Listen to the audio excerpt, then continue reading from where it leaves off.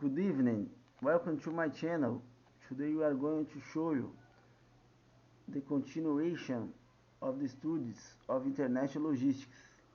My name is Felipe. I'd like to invite you to subscribe this video. If you enjoy, give us a like. Support this channel with donations. Start the notifications. Share this video with your friends. Thank you very much. Let us start. Controls on international aviation. Despite what has been said about cargo preference, it's possible for merchant ships to sail to and from virtually any port in the world. International aviation is much more restrictive.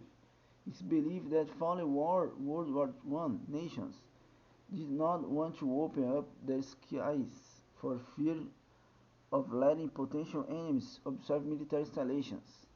Hence, international flying has been more restricted. Up until World War II, nations used bilateral agreements to exchange air services with each other.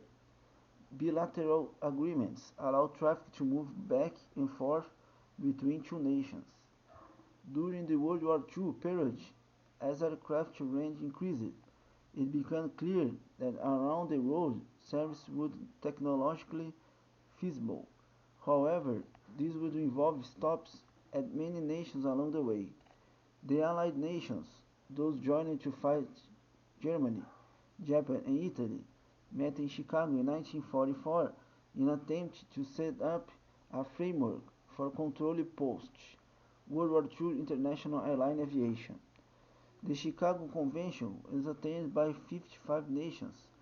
Soviet envoys had planned to attend but turned around and wrote, "The Chicago Convention can be described with reasonable accuracy as an attempt by the United States to capitalize on its overwhelmingly strong bargaining position in international aviation by securing for itself a near monopoly of long-haul air transport."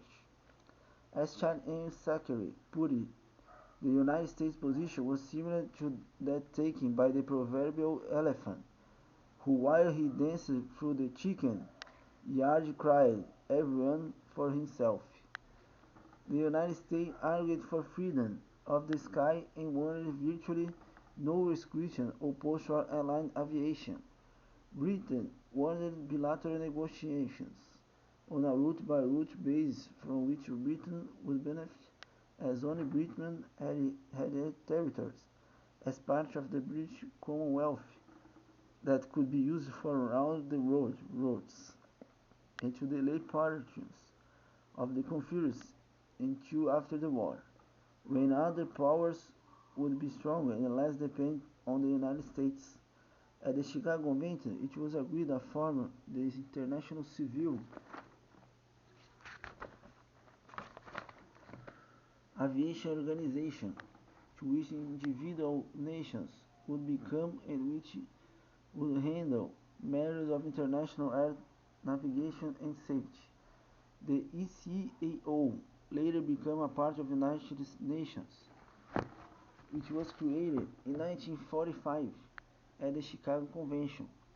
It was also decided that bilateral agreements were to be used to establish routes and for freedoms were established. Freedom 1, to fly over foreign territory with advance permission. This is sometimes revoked, examples being conflicts involving India, Pakistan, South Africa, Israel. Freedom 2, to stop in a foreign nation for fuel and repairs. Freedom 3, to carry passenger and cargo from an airline home country to a foreign country. Freedom 4, to carry passenger and cargo from another country to the airline's home country. Note that the set of freedoms is incomplete. For round-the-world service, an airliner from nation A might have to fly the route A, B, C, D, E, F, G and return to A. None of the four freedoms gave the right to carry passengers between, say, D and E. So in 1946 the nations met again, this time in Bermuda, and this convention is now referred to as Bermuda One. They agree on a fifth freedom to carry passengers and cargo from one foreign nation to another foreign nation. In addition, they decided that after the routes and the number of flights had been agreed upon by various nations, the actual rates and quality of service would be determined by International Air Transportation Association, a cartel to which individual airlines belonged. Here are some examples of earlier Australian agreements with other nations.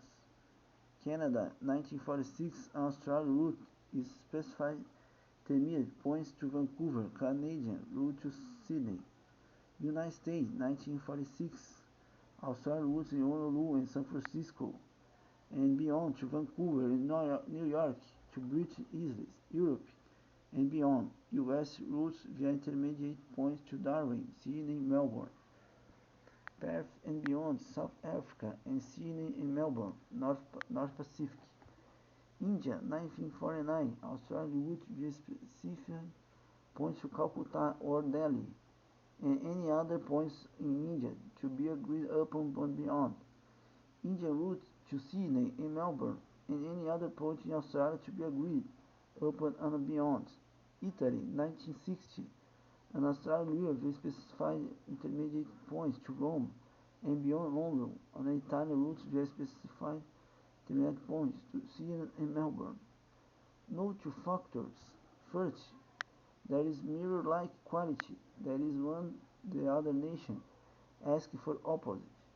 This results in double tracking of routes. Some markets would go from 0 to 2 airlines.